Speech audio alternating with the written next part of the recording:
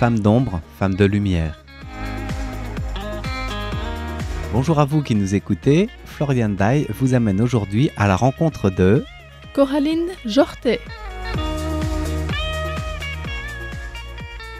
Bonjour et bienvenue dans l'émission Femmes d'ombre, femmes de lumière, aujourd'hui avec Coraline Jortet. Bonjour. Que nous retrouvons donc après avoir parlé de la traduction du Banquet aphrodisiaque, donc un roman de Li Hang. Aujourd'hui, on va parler plus de ton parcours, puisque tu as étudié la traduction déjà depuis la licence, il me semble, c'est ça ? Tout à fait. Alors moi, j'ai commencé effectivement dès la licence en Belgique, un cursus en traduction-interprétation, anglais, mandarin, et puis plus tard un master en traduction technique. Alors à l'époque, ça n'a pas tant été la traduction au départ que la rencontre avec le mandarin adolescente.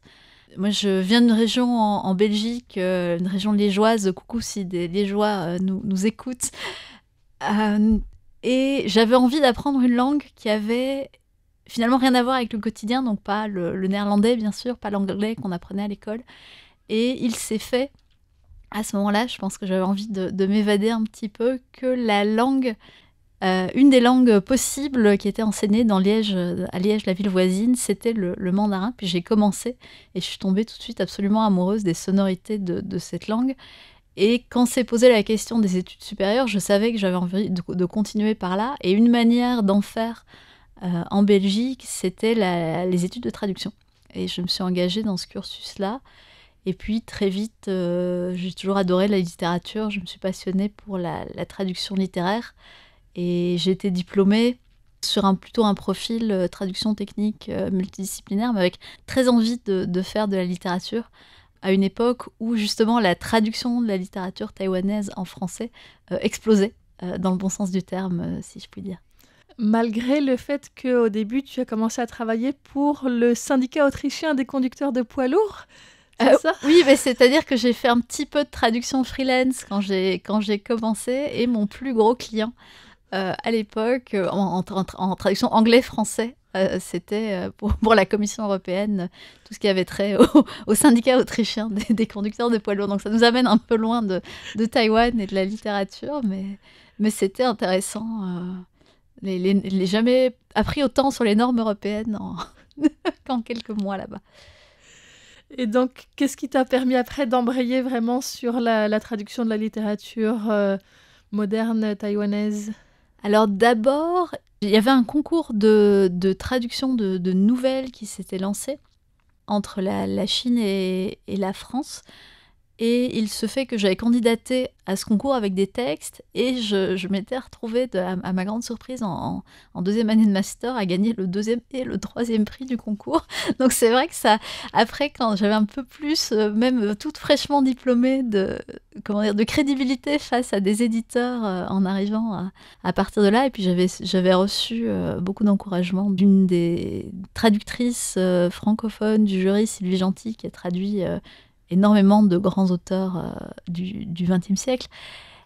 Et puis, c'était le moment, comme je le disais à l'instant, où la traduction de la littérature de Taïwan en français explosait, puisque beaucoup d'auteurs chinois, d'auteurs continentaux, étaient déjà traduits par ailleurs, mais il y avait assez peu, par rapport à ce qu'on connaît aujourd'hui, d'auteurs contemporains de Taïwan traduits en français. Et c'est le moment où l'Asiathèque typiquement lançait sa collection Taïwan. C'était même un petit peu avant ça. C'est le moment où la revue Gentaiyu publiait énormément aussi de littérature, surtout d'Asie de l'Est et du Sud-Est.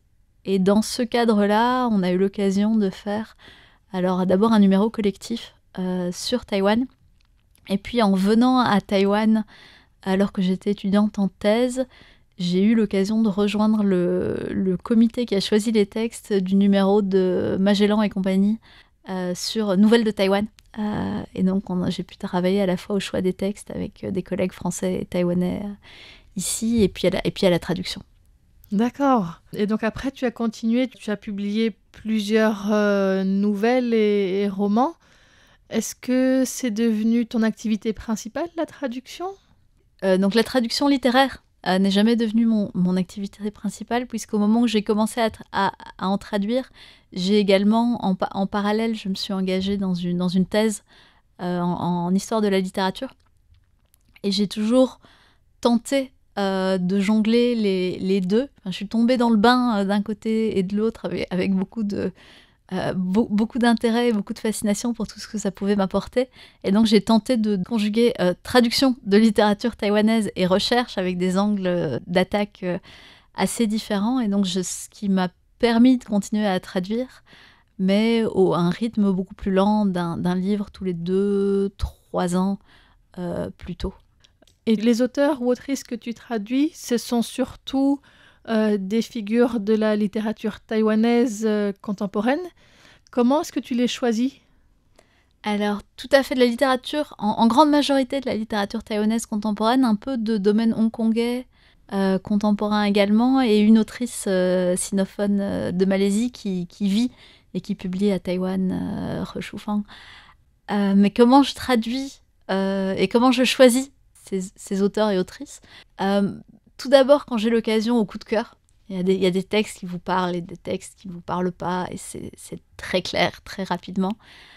Un de mes grands malheurs, c'est que j'aime beaucoup les nouvelles, et Taïwan, pour ça, est une scène littéraire formidable en termes de production de nouvelles. C'est quelque chose que les lecteurs et lectrices taïwanaises lisent énormément. C'est quelque chose qui est plus difficile à proposer à des éditeurs français, surtout si l'auteur n'est pas encore connu en France. Mais voilà, en un mot, au coup de cœur. D'accord. Et le dernier coup de cœur ?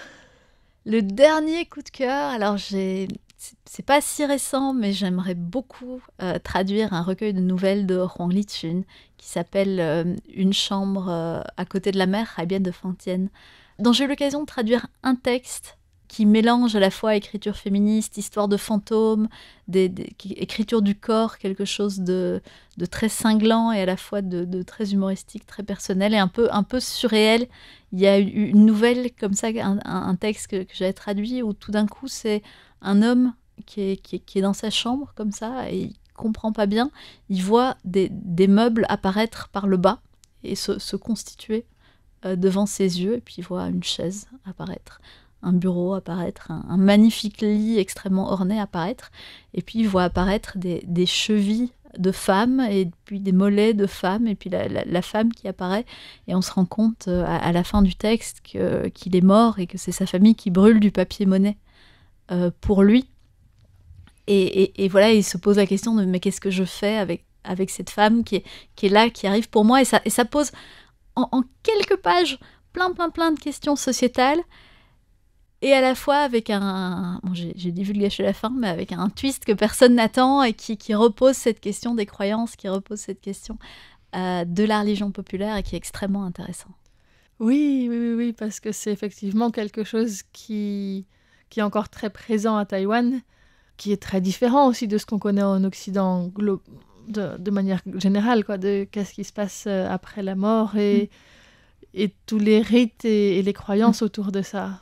Et donc tu disais que ce texte-là est déjà traduit ? Il y a un texte qui est traduit dans un recueil collectif, et par ailleurs, tous les éditeurs intéressés peuvent me contacter via RTI. Je serais ravie pour le recueil en entier. D'accord. Et pour conclure cet épisode, est-ce que tu as des traductions qui sont en cours ou en projet pour l'instant ? Alors, des projets de futures traductions, il y a tellement de textes en littérature taïwanaise contemporaine et sinophone plus globalement que je voudrais traduire. Si seulement il y avait 48 heures dans une journée, ce serait merveilleux. Plus immédiatement, dans les projets en cours de réflexion, il y a deux textes plus anciens. Alors, l'un d'entre eux est le texte que j'avais proposé pour l'atelier de traduction qui vient d'avoir lieu avec la TTF ici à Taïwan. C'est de traduire les nouvelles d'après-guerre de Liu Holuo, qui est cet auteur taïwanais qui a grandi pendant la période coloniale japonaise, qui a commencé sa carrière en japonais, qui était d'ailleurs considéré, y compris dans la métropole japonaise, comme l'auteur le plus brillant de Taïwan, et qui, après la Seconde Guerre mondiale, se met très vite à écrire en mandarin, plutôt que d'autres auteurs qui l'ont fait, pas par choix, puisque après la Seconde Guerre mondiale, il y a eu une politique très rapidement d'interdiction du japonais se met en place, mais Liu Reluo, lui, se met à écrire en mandarin avant ça. Et je pense que c'était un très grand styliste, un traducteur aussi. Il essayait, pendant la guerre, de traduire le rêve dans le pavillon rouge en japonais. Et donc c'est quelqu'un que ce jeu linguistique, dans un sens et dans l'autre, intéressait. Donc l'idée, ce serait de traduire ces textes d'après-guerre, d'abord du mandarin, et dans un second temps, plus tard, de traduire ces textes d'avant-guerre du japonais. Et c'est un projet qui me tient beaucoup à cœur, parce qu'on a une merveilleuse quantité maintenant de littérature taïwanaise traduite en français aujourd'hui, mais elle est malgré tout en immense majorité de la littérature contemporaine, et peut-être on a quelques textes qui remontent jusqu'aux années 80, mais à part 2 ou 3 anthologies qui ont été éditées par des collègues, Isabelle Rabu et Angèle Pinault, que je salue. Par ailleurs, on a très peu de textes datant d'avant des années 80 de littérature de Taïwan en français. Et c'est dommage, parce que ça ne permet pas aux lecteurs francophones de voir toute la profondeur historique de cette traduction littéraire.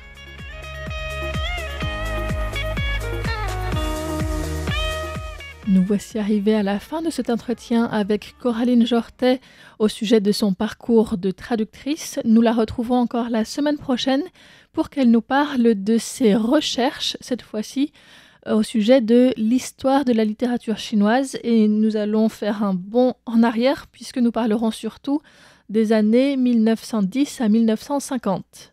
C'était un épisode de Femmes d'ombre, Femmes de lumière, présenté par Florian Dai pour RTI. Merci de votre écoute et à bientôt.